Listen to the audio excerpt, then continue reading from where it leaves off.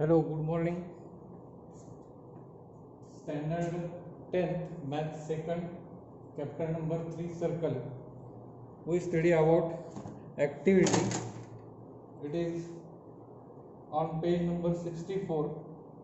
There is a diagram number 3.40. पान number 64 वर असणारी एक ऍक्टिव्हिटी, त्याचा आपण अभ्यास करणार आहोत. आपण जर या ठिकाणी निरीक्षण केलं तर पान नंबर 64 वरची आकृती मी या ठिकाणी काढली. तुम्ही सुद्धा हे काम करायचं आहे. वर्तुळ घ्यायचं आहे, त्याची त्रिज्या काहीही घ्या आणि त्यामध्ये एक कॉर्ड घ्या AB. Draw chord AB and circle having center C. Circle C. And then draw angle ADB, ACB, AEB and measure all these angles. If we measure this angle, this is 64, this is 128, this is 116. तुम्ही स्वतः हा प्रयोग करायचा आहे. साधारणतः page मध्ये मोठं वर्तुळ काढायचं आहे आणि त्यात हा प्रयोग करायचा आहे. अगदी छोटं वर्तुळ घेऊन करायचं नाही, कोण मोजता येत नाही. तर मोठं वर्तुळ घेऊन अशी आकृती काढा, त्रिज्या घ्या, कॉर्ड AB घ्या आणि असे कोन जोडा. आता माझी मापं अशी आलेली आहेत, तुमची प्रत्येकाची मापं वेगवेगळी येणार आहेत. मग यातलं कन्क्लुजन नक्की काय आहे? तर हा जो कोन आहे सेंट्रल अँगल, त्याचं माप आहे 128 आणि बरोबर त्याच्यावर असणारा जो कोन आहे त्याला आपण इन्स्क्राइब्ड अँगल असं म्हणणार आहोत. आता आपण तो पुढचा भाग आहे तो अभ्यासायचा आहे. तर हा अंतर्लिखित कोन म्हणजे इन्स्क्राइब्ड अँगल याच्या निम्म्या मापाचा असतो किंवा याच्या दुप्पट हा असतो. म्हणजे यातलं हे जे रिलेशन, याचं कन्क्लुजन काय आहे? Conclusion major of angle ADB is twice of major of angle ACB. हा जो कोन आहे या कोनाच्या बरोबर दुप्पट निम्पट या कोनाचं माप आहे. अंतर्लिखित कोनाचं माप आणि या केंद्रीय कोनाचं माप. आता हा सेंट्रल अँगल आहे म्हणजे हा जो measure of this arc it is also 128. आपल्याला ते थेरम पुढच्या भागात अभ्यासायचे आहेत. फक्त ही या ठिकाणी ऍक्टिव्हिटी म्हणून तुम्ही ते अभ्यासायचं आहे.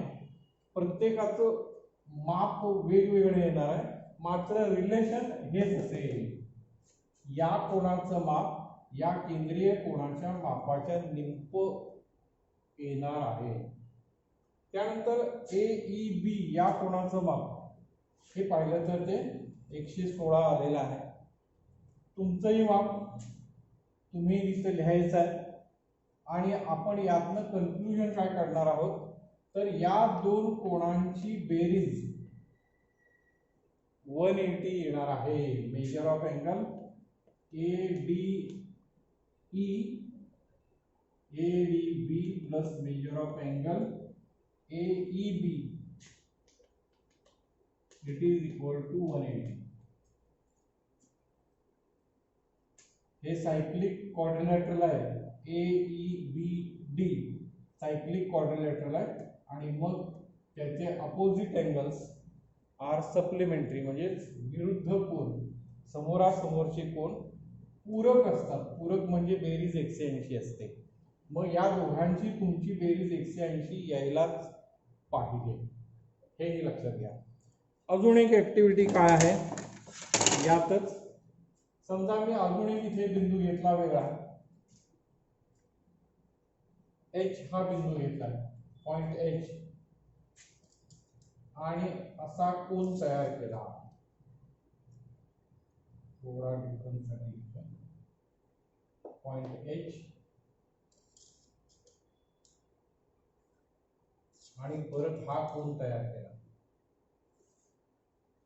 आणि याचं माप जर मोजलं तर हे माप या मापा एवढंच येईल. Third, measure of angle AHB, it is also 64 and therefore measure of angle AHB is equal to measure of angle ADB. Conclusion काय, हा एकच कंस आहे आणि याच्यामध्ये आपण कितीही अंतर्लिखित कोन काढले, समजा अजून एक काढला मी इथे बिंदू असा काढला आपण,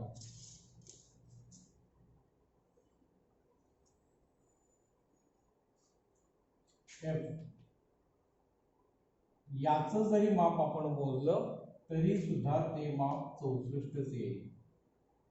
म्हणजे एकाच कंसात अंतर्लिखित असणारे हे सगळे कोन एकरूप असतील, समान मापाचे असतील. Angles inscribed in the same arc are congruent. एकाच कंसामध्ये अंतर्लिखित असणारे हे कोन एकरूप असतात. या सगळ्या प्रॉपर्टी आपल्याला पुढे अभ्यासायच्या आहेत. ही ऍक्टिव्हिटी अगोदर आली म्हणून. Then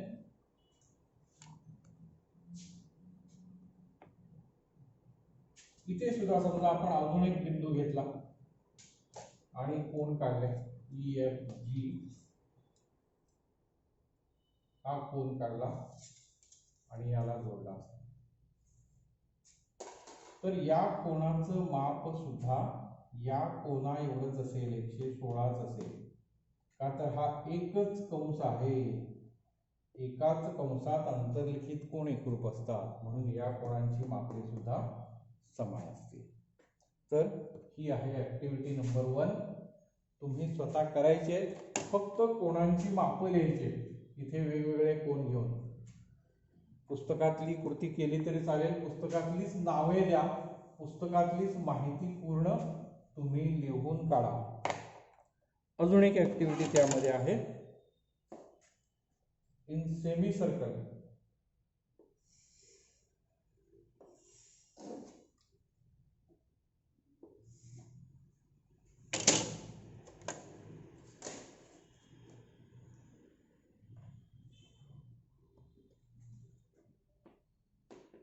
AB is diameter, C be the center, and there are two arcs are called semicircles.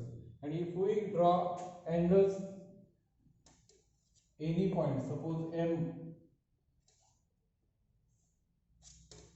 and join it also N,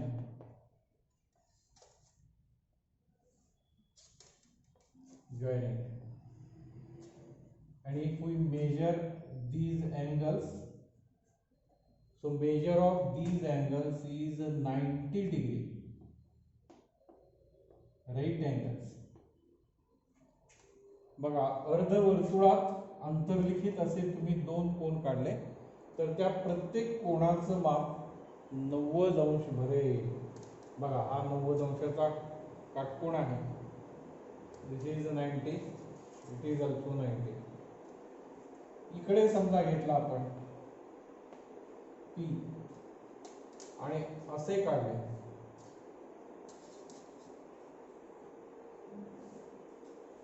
याचं माप जर आपण मोजलं तर ते सुद्धा राईट अँगलच भरेल 90.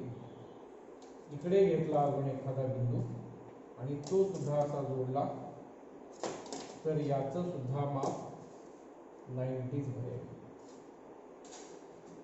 आणि म्हणून अर्धवर्तुळात अंतर्लिखित कोन काटकोन असतात. म्हणजे angles inscribed in semi circle are right angle. Angles inscribed in semi circle, हे सेमी सर्कल म्हणजे अर्धवर्तुळ आहे. And these are right अँगल्ड.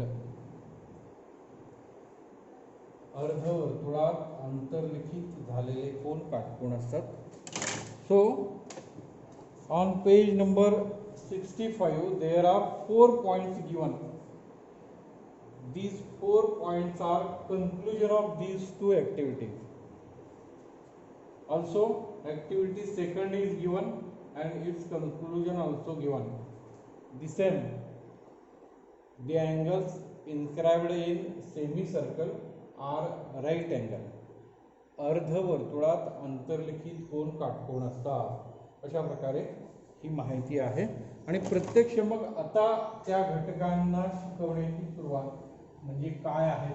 अगोदर प्रयोग केलाय, त्याचं कन्क्लुजन बघितलंय आणि मग आता ते शिकण्यासाठीचा भाग आहे. त्यामध्ये पहिले बाब आहे इन्स्क्राइब्ड अँगल. इन्स्क्राइब्ड अँगल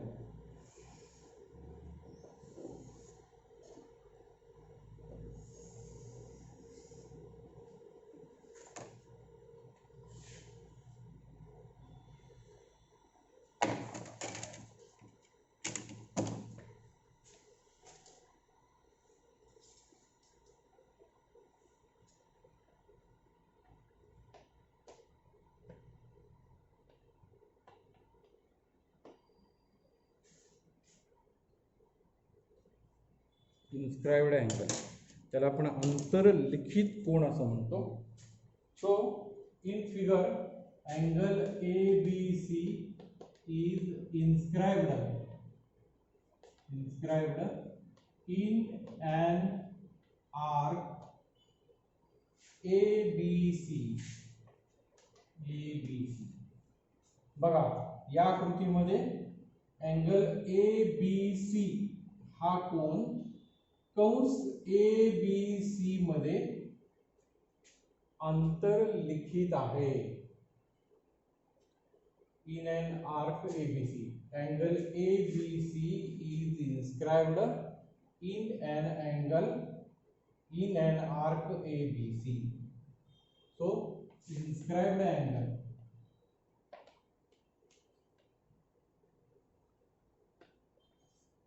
अंतर्लिखित कोन. मग हा अंतर्लिखित कोन का आहे. So if vertex of angle is on circle, कोणाचा शिरोबिंदू वर्तुळावर आहे. This is first term. And end point of this arc are situated on side of angle. या कंसाचे अंत्यबिंदू कोनाच्या भुजेवर आहेत. अशा वेळी हा जो कोन आहे त्याला आपण इन्स्क्राइब्ड अँगल असं म्हणतो, अंतर्लिखित कोन असं म्हणतो.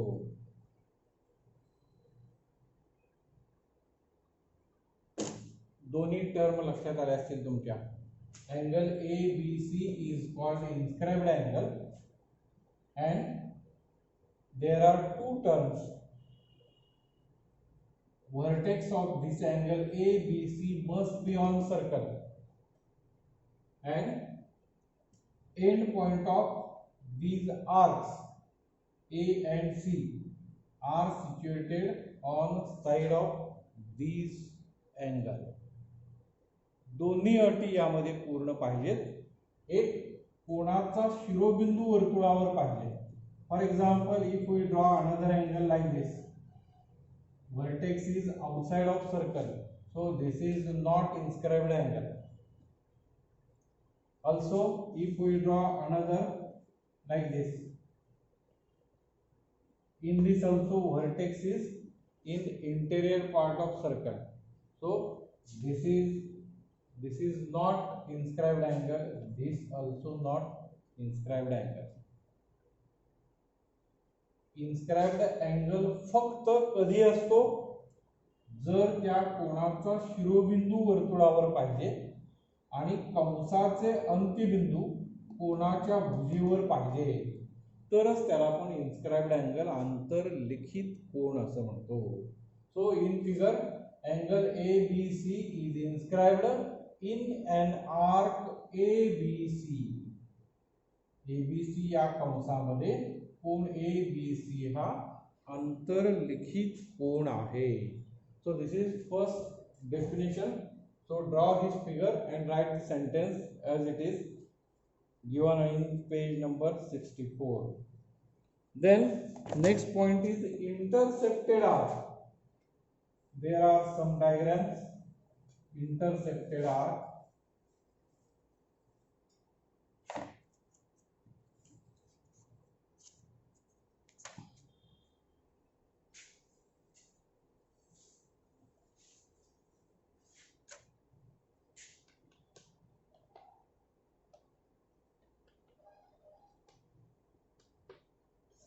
intersected arc. So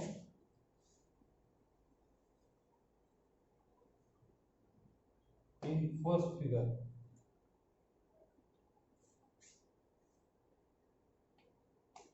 ABC, arc AXC is called intersected arc. आंतरखंडित कंस अशी भाषेत त्याला वापरतात किंवा शब्द वापरतात. आंतरखंडित कंस AXC, arc AXC is intersected arc. मग याची काय अट आहे तर वर्तुळाचे हा भाग या कोणाच्या अंतर्भागात आहे. Part of arc is in interior part of this angle and end point of these arcs are on sides of angle. या कंसाचे अंत्यबिंदू कोणाच्या बाजूवर पाहिजे.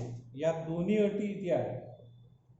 कंसाचे सर्व बिंदू कोणाच्या अंतर्भागात, हा कोणाचा अंतर्भाग आहे, कोणाच्या अंतर्भागात आहे आणि कंसाचे अंत्यबिंदू A and C are situated on side of this angle.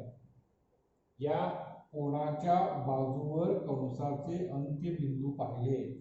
ह्या दोन्ही अटी असतील तरच या आर्कला इंटरसेप्टेड आर्क असं आपण म्हणतो. आंतरखंडित कंस असा शब्द आहे.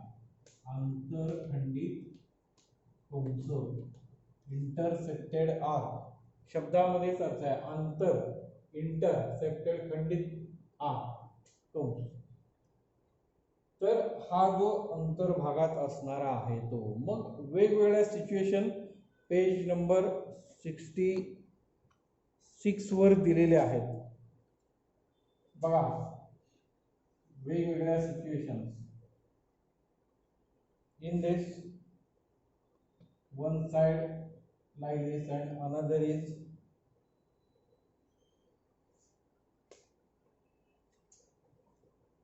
angle ABC and this is intersected arc. Intersected arc. Another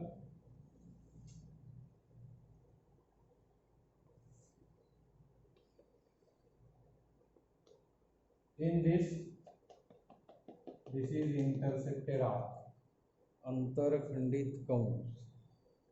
Again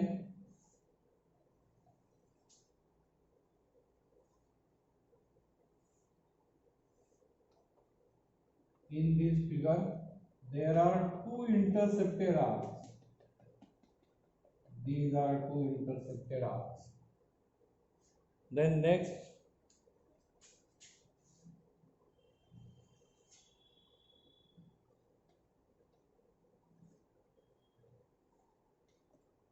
in this is first and this is second.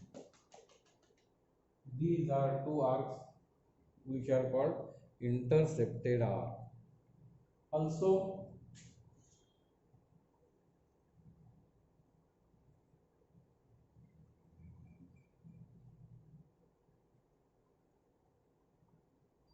whole circle is in interior part of angle and there are two arcs. This is first and this is second. These two arcs are called intersected arc. So these arcs are called intersected arc. If we draw another figure like this,